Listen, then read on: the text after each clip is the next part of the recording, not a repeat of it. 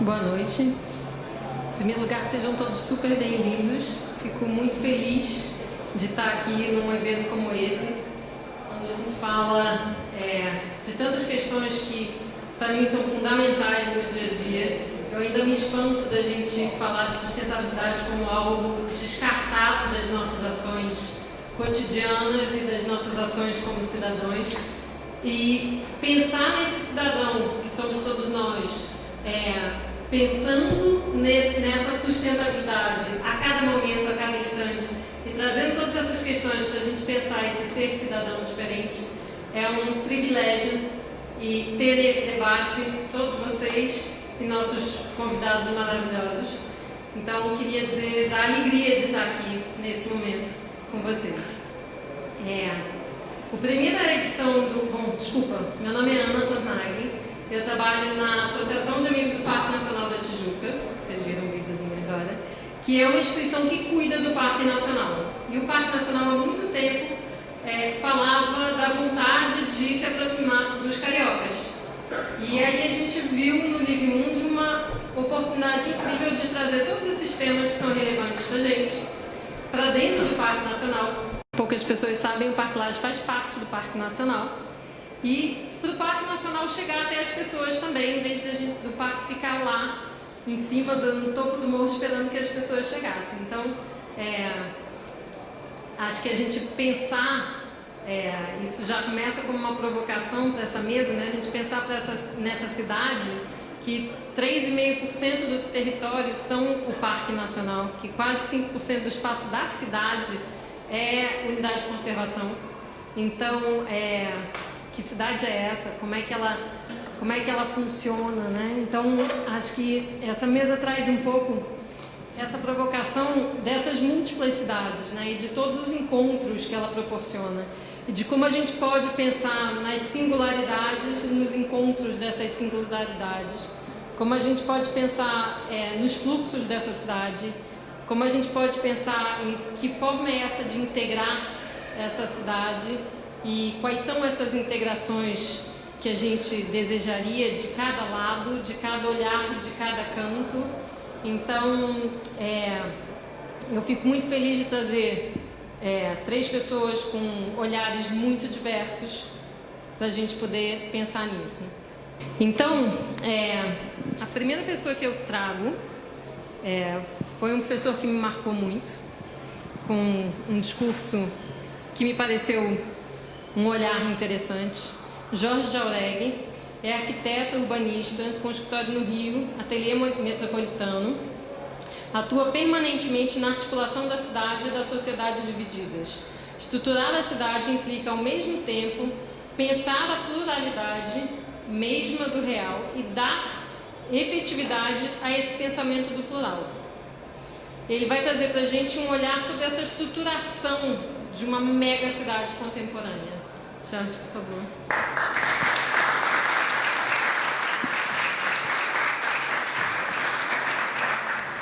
Bom, obrigado pelo convite para estar aqui. Vou apresentar em 2 momentos. Primeiro, umas reflexões e depois imagens que a gente vai passar.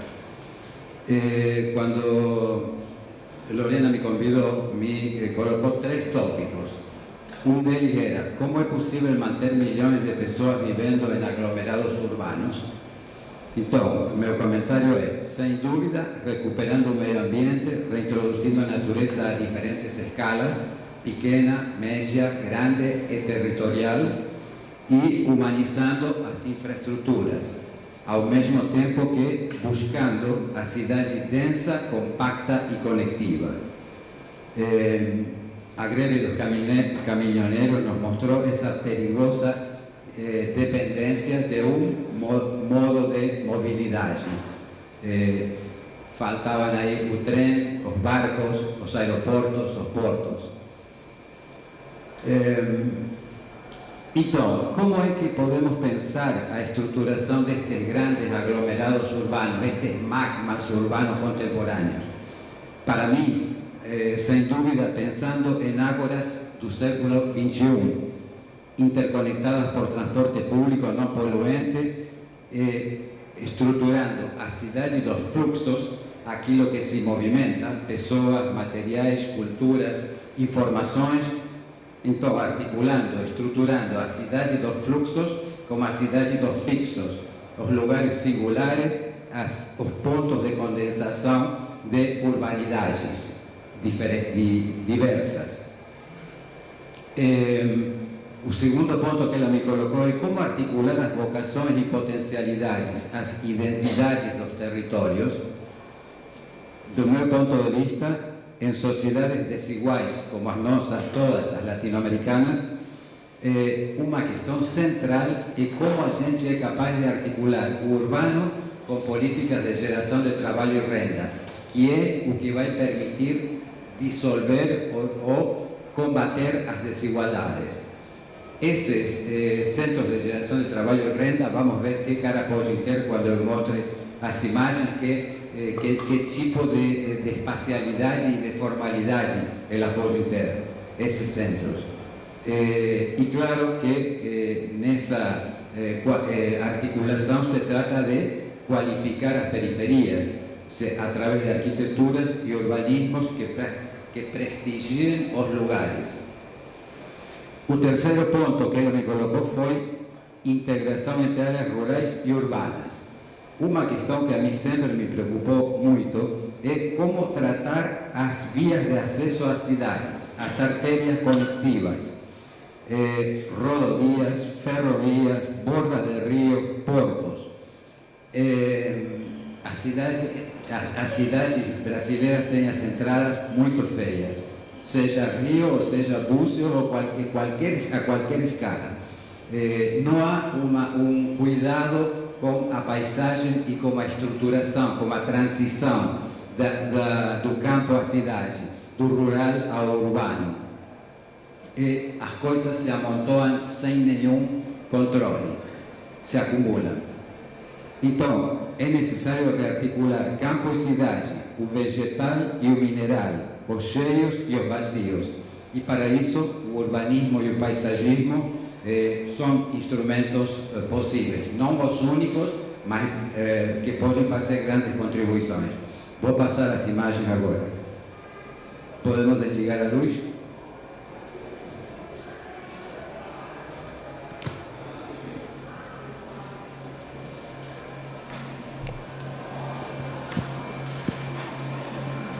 Não.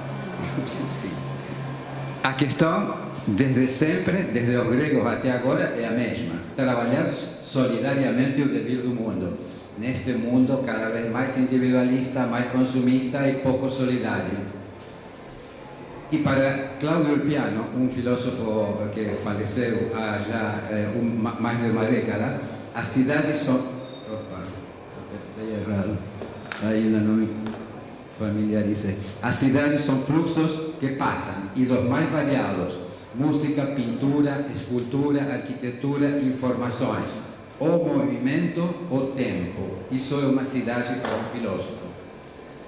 E para outro filósofo, uma cidade não chega pelos olhos e pelos pés. Os lugares têm que ser bem caminhados para poder ser entendidos.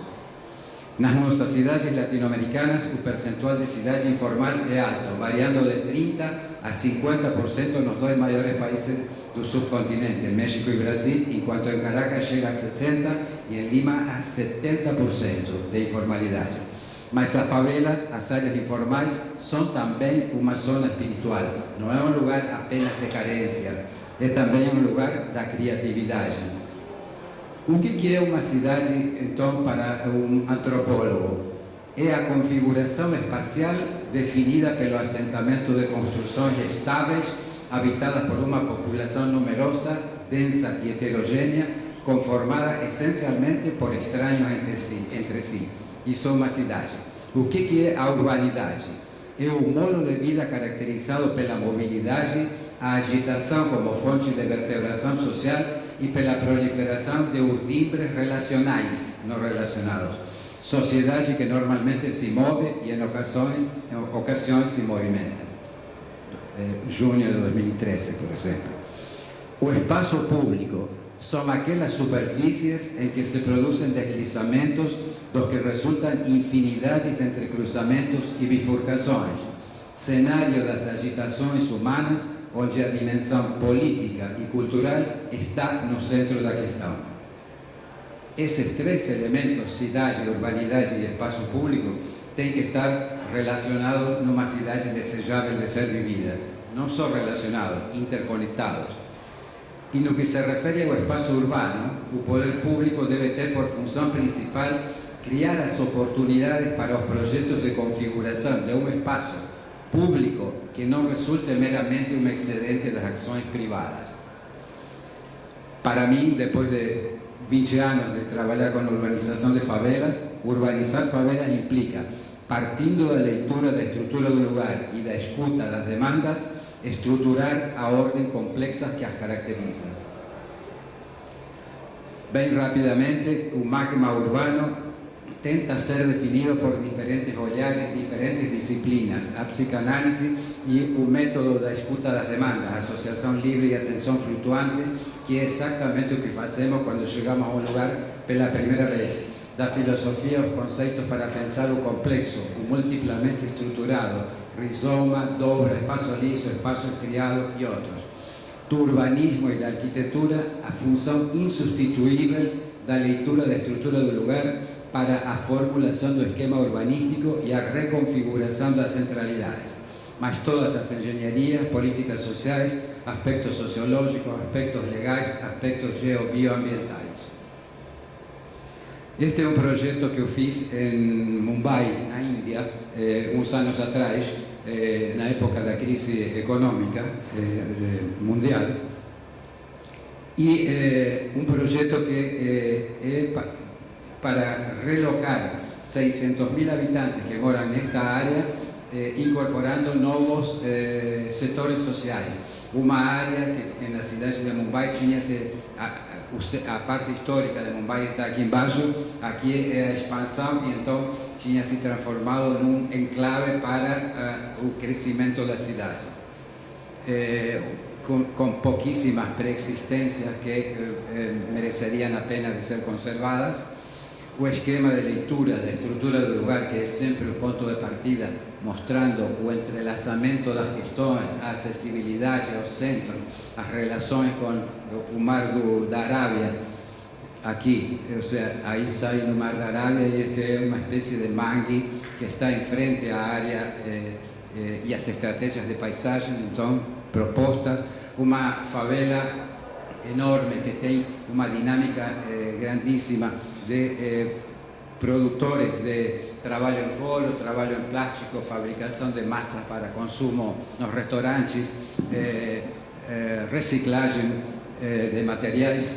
Então, a proposta nesta cidade, neste setor da cidade, foi criar estas ágoras contemporâneas, estes espaços da criatividade, estes buracos da criatividade, como falava Henri Lefebvre, conectados por transporte público eficiente, com um rodapé de construções de térreo mais 4 pavimentos interconectados por cima e por baixo as redes de mobilidade, com diferentes formalizações, com diferentes tratamentos dos acessos da circulação protegida, porque na cidade chove muito e faz calor, então sempre tem que ter esta recova, este recuo para proteger o pedestre, com sistemas que conectem a escala metropolitana da cidade com a escala local. Esta é uma rua terciária, o tratamento dessas áreas com as conexões por cima e a absorção dos usos populares ao longo da via projetada. Essa novas águas contemporâneas, onde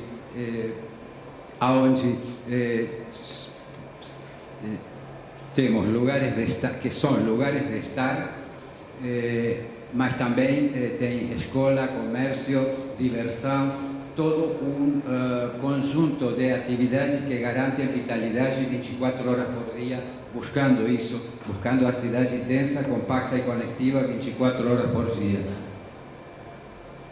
Esta é uma vista da beira-mar, con los captadores de energía solar, con un transporte metropolitano, con permaculturas avanzando sobre Humangui, e uma vista geral de esta ecossensível cidade contemporânea, metrópole contemporánea. Otro proyecto, esto es en Lanús, en Buenos Aires, en la provincia de Buenos Aires. Aquí está Puerto Madero ahí, y nós estamos ao longo do río. Esta é a área de projeto. O esquema de leitura, que é sempre o ponto de partida de qualquer projeto, em qualquer escala. A área, que é uma área de ocupações informais, algumas legalizadas e outras não, e uma grande prédio de fabricações militares abandonado, que foi a proposta de fazer aí o centro cívico, reutilizando as edificações antigas existentes, incorporando equipamentos esportivos, fazendo disso escola, trabalho, educação e esporte, centro ativo, com a localização de cada dos usos. Vou avançar rápido. As ruas existentes e o tratamento das ruas proposto, os edifícios abandonados e o edifício proposto para Centro de Geração de Trabalho e Renda. Outra vista do mesmo edifício. Isto vai muito lento. Outro edifício abandonado também, onde se propõe a biblioteca pública, a biblioteca parque. Outro edifício abandonado proposto para urban farming. Não vai. Agricultura urbana. Uma torre abandonada que eu vi que tinha potencial para ser uma rádio comunitária. Para onde tenho que apontar? Não vai. Como? Sim, mas não vai. O tratamento da borda do rio, vamos rápido. Este é uma proposta para o acesso desde o aeroporto do Galeão até a rodoviária. Uma via de acesso que estava no marco dos grandes eventos e que então tem a nova via de circulação proposta, transporte rápido que conecte aeroporto, Santos Dumont, rodoviária, Galeão, e ao mesmo tempo requalifique a paisagem através de hortas verticais, hitos verticais, mojones en español o landmark en inglés, marcos de referencia con ao mesmo tempo a aereação das águas da Bahia que são bastante, digamos, contaminadas e pouco úteis. Este é um projeto em Santo Domingo, na República Dominicana, que tem também um problema de borda de rio. A área toda vem até aqui, tem a extensão de Copacabana, a borda do rio, uma divisão por uma vala aqui, e isto é permanentemente inundado pelos tufões, pelos furacões. Essa é a planta, a proposta de um parque linear de borda, conectando até o metrô e o teleférico que tem aqui. O esquema de leitura do lugar, o esquema proposto de novas conectividades perimetral e perpendiculares e de conexão com a cidade, os equipamentos públicos introduzidos, escolas, mercado popular e pontos de paradas para transporte aquabús e pescadores. Essa é a extensão do parque, com os vários setores, o parque projetado, já com a borda recuperada, os limites existentes eliminados, o tratamento das ruas, a planta geral com todos os pontos da intervenção que reconfiguram esse setor urbano que tem 47.000 habitantes. Isto é Rocinha, o último projeto que vou apresentar, o núcleo da Rocinha, o núcleo habitacional, o esquema de leitura de Rocinha inteira com a grande centralidade na parte baixa e diferentes pontos de centralidade ao longo da via principal que vai costurando esses eventos. Aqui essa vista que todos conhecem da enorme densidade construtiva e nesse lugar a proposta de uma praça que funciona, que é a única praça que tem em toda a Rocinha, que é uma micro-urbanidade no conjunto da favela. Esta é uma vista interior dessas edificações que configuram um núcleo central habitacional, os espaços de convivência, e esse microespaço é pequeno, se a gente o mede em metros, mas é fundamental para a articulação socioespacial do lugar. E acho que terminou. Obrigado.